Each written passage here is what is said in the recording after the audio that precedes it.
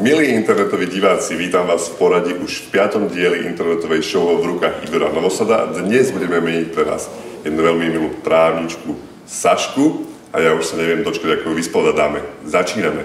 Ja už medzi nami vítam Sašku. Saška, ahoj. Ahoj. Tak povedz nám niečo o sebe, o svojich vlasoch, životný štýl, ako sa máš. Tak ďakujem, mám sa veľmi dobre, mám 26 rokov, vyštudovala som právo, robím práve. A do zmenárne som sa hlavne prihlásila kvôli tomu, že chcem nejakú životnú zmenu. Hľadám si novú prácu, mám za sebou veľký úspech, že som spravila doktorát z práva. Gratulujem. Ďakujem, takže chcela by som nejakú zmenu životnú. Takže životná zmena, to znamená, že ťa mám ostriedať nakrátko? No tak to zase až tak nie, už som mala krátke vlasy. Takže... A pasovali ti krátke vlasy, či?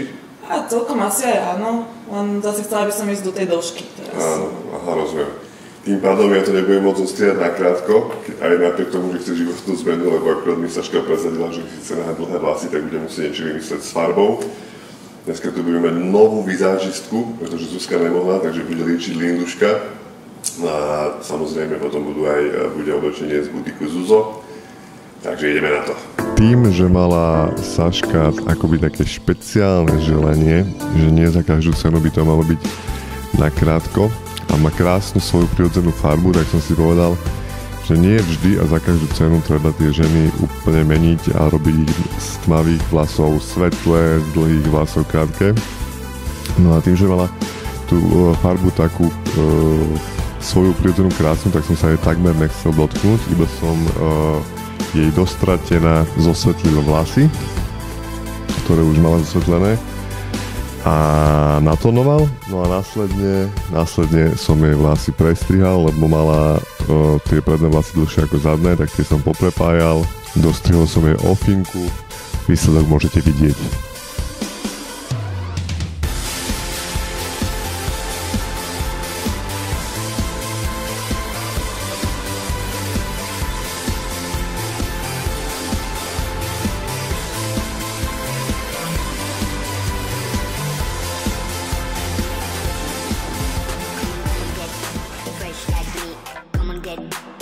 Saška mala veľmi peknú pleť, ktorú som iba jemne rozjasnila, pod očami netrebalo veľa make-upu. Oči som dala do takých zemitých farieb, pretože sa to hodí k tomu oblečeniu, a keďže ona má hnedé oči, tak by sa tam nehodili žiadne modré a rôzne takéto otiene. Hodí sa to aj k účesu, k typu farby.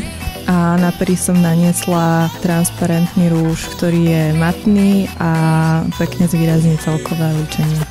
Takže ahojte. Ja by som vám chcela povedať o tom, ako sme obliekali dnešnú adeptku. Nakoľko je športový typ, veľmi rada sa parádi, oblieka, tak sme vybrali niečo na taký voľný čas. Je to taký komplet, suknička s volanmi, nakoľko volany sú veľmi fashion, veľmi in.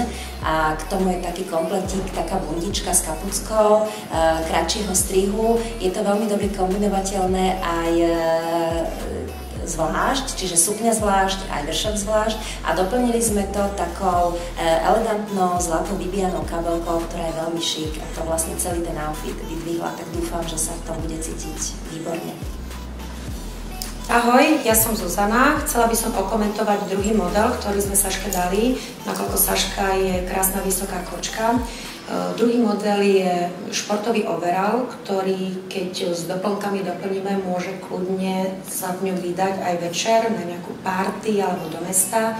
Je to z veľmi príjemného materiálu, myslím si, že sa v ňom bude veľmi dobre cítiť a vyzerá v ňom fantasticky.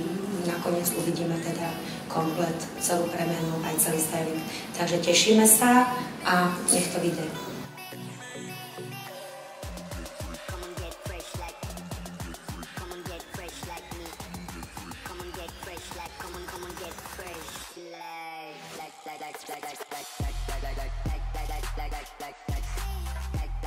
Milí internetoví diváci, máme hotovo. Ja sa musím poďakovať mojim kolegynkám, asistentkám, takže najprv Nikola Madrová, a Zuzku na dneska vystredala moja kolegynka Linda Gregaňová, ktorá je mimochodom ešte kaderníčka. Ďakujem Saške, ďakujem Zuzkám za skvelé outfity dva. Tento rok, tento školský rok sa vidíme naposledy. V auguste bude ďalšie natočenie, ďalší dielo, tak nám posielajte vaše fotografie stále na známy e-mail. Veľmi pekne vám ďakujeme za pozornosť a keď sa vám bude chcieť, tak zdieľajte naše videá, komentujte, proste čokoľvek. Ďakujeme a dovidenia!